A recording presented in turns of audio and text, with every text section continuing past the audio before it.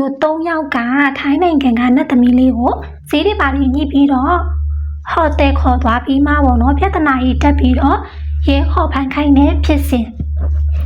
အားလုံးပဲမင်္ဂလာပါဒီဖြစ်စဉ်လေးကိုသမီးစပယ်ကနေပြီးတော့ပြန်လည်ထုတ်ပြပေးသွားမှာဖြစ်ပါရဲ့ဒီဖြစ်စဉ်ရဲ့အစကကလားလူမျိုး3ယောက်ကဖတ်တရားမျိုးမှာပေါ့နော်ရှောက်လေနေကြရင်ねဘာတစ်ခုရဲ့အရှိမနတ်သမီးလေးတယောက်ရက်နေရသူတို့3ယောက်တွေ့တယ်အဲ့လိုတွေ့တော့သူတို့လည်းပေါ့ဟာ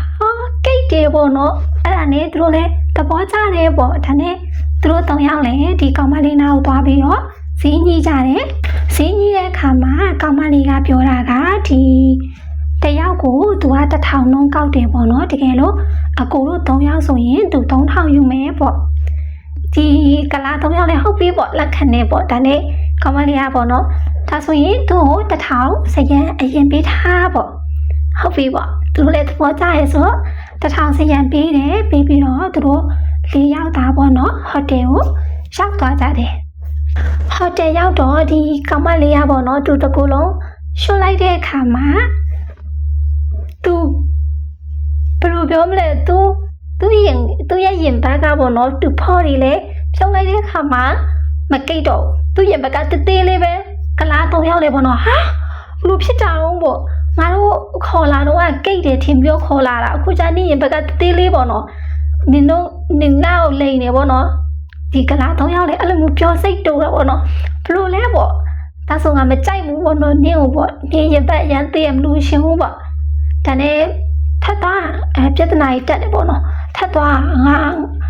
မဝယ်တော့ဘူးပေါ့နော်ငါတို့ပေးထားတဲ့ပတ်စံ1000နဲ့ပြန်ပေးပေါ့အဲ့လိုမျိုးပေါ့အဲ့နဲ့ဒီထိုင်းမလေးရလေပေါ့နော်အစင်မပြေဘူးပေါ့ငါနင်တို့နဲ့လိုက်လာတာအချိန်ကြီးကုန်တယ်အဲ့ဒီအတွက်နောက်အချိန်ကုန်ခါနောက်ထပ်2000ထပ်ပြီးဒါဆိုငါဒီခန်းထဲကနေထွက်သွားမယ်အဲ့လိုမျိုးပေါ့နော်သူလဲစိတ်ဆိုးပါပေါ့နော်ဒီထိုင်းကောင်မလေးရလေဒါနဲ့သူတို့4ယောက်သားပေါ့နော်ပြဿနာကြီးတက်တဲ့ခါမှာကျတော့အစင်မပြေတော့ဒီကလာ3ယောက်လဲစိတ်တူပြောပေါ့နော်ဟုတ်ပြီဒါဆိုလဲငါနဲ့2000ထပ်ပြီးမယ်ဒီအခန်းထဲမှာခဏထိုင်ဆောင်နေဆိုပြီးတော့သူတို့3ယောက်လုံးအောက်ဆင်းသွားတယ်ပြီးတော့ကျတော့ရှဲသွားတိုင်လိုက်တယ်ဒီ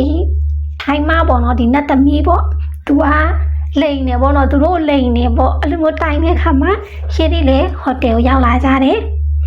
ပြီးတော့ဒီသူတို့4ယောက်လုံးပေါ့နော်ရှဲစကောင်းခေါ်သွားပြီးတော့စစ်စီမီးမြန်လိုက်တဲ့အခါမှာပေါ့နော်ဒီလိုအစောကညီမပြောပြခဲ့တဲ့ပုံစံလေးပေါ့နော်သူတို့ရဲကိုပြောပြတယ်အဲ့ဒီခါကျတော့ဒီ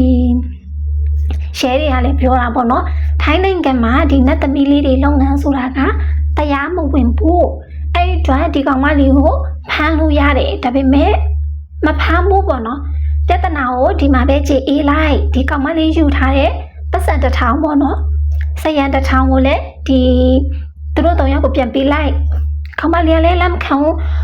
သူအချိန်ကြီးလဲကုန်နေပေါ့နော်အချိန်ကြီးအများကြီးကုန်ထားတဲ့အတွက်ဒီ1000ကိုလည်းပြန်မပေးနိုင်ဘူးနောက်ထပ်2000လဲသူကထပ်ပြီးတော့လူရှင်နေ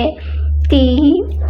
ကလာ3ယောက်ကလည်းမရဘူးပေါ့နော်ဘလို့လဲပေါ့သူကလိန်တာပေါ့နော်အဆကတော့ကိတ်ပြီးမှအခုကျတော့မကိတ်ဘူးပေါ့နော်ဖော်တွေလည်းခံတာပြီးငါ့ကိုလိန်ခံရလက်ခံနိုင်ဘူးပေါ့နော်ပတ်စံလည်းပြန်ပေးပေါ့ပတ်စံလည်းမပေးနိုင်ဘူးသူတို့စိတ်ဆိုးပါပေါ့နော်စိတ်တူပါပေါ့အဲ့နဲ့ရှဲတွေကလည်းဟုတ်ပြီဒီအမှုကိုဒီမှာပဲမကြည်အေးဘူးဆိုလို့ရှိရင်ဒီဝယ်တဲ့သူဖိုက်ကောရောင်းတဲ့သူဖက်ကောနှစ်ဖက်စလုံးကိုအရေးယူမယ်ဆိုပြီးတော့အမှုဖွင့်ထားမယ်ပေါ့နော်အရေးယူထားမယ်လို့ပြောတဲ့အခါမှာသူတို့နောက်ဆုံးသူတို့နှစ်ဖက်လည်းကြောက်တာပေါ့နော်ကြောက်တော့နေမှာပေါ့ပြဿနာကြီးတစ်ချက်ပိုကြီးလာရင်လည်းသူတို့2ယောက်လုံးအတွက်အကောင့်မရှိဘူးပေါ့နော်ပိုဆိုးမှဆိုးလို့နေမယ်သူတို့လည်းပြဿနာကိုဒီမှာပဲကြည်အေးလိုက်တယ်ဒီနတ်သမီးလေးကလည်းသူတို့3ယောက်ကို1000ပြန်ပေးလိုက်တယ်ပေါ့နော်ဒီအမှုလေးကတော့ဒီလောက်နဲ့ပဲအဆုံးသတ်သွားပါရဲ့ရှင်နောက်ထပ်အမှုအသစ်တွေနေ့စဉ်သတင်းတွေကိုဆက်လက်တင်ပြသွားမှာပို့လို့ဒီအကောင့်လေးကို like and subscribe လေးလုပ်ခဲ့ပေးပါလို့ပြောရှင်ပါရဲ့ဒီဖြစ်စဉ်နဲ့ပတ်သက်ပြီးတော့အကူမတို့ရဲ့ထင်မြင်ချက်လေးတွေကိုလည်း comment မှာရေးပေးခဲ့ဖို့တောင်းဆိုရှင်ပါရဲ့ရှင်အားလုံးပဲ bye bye နောက်ထပ်ဗီဒီယိုတစ်ပုဒ်မှာပြန်တွေ့ကြမယ်ရှင်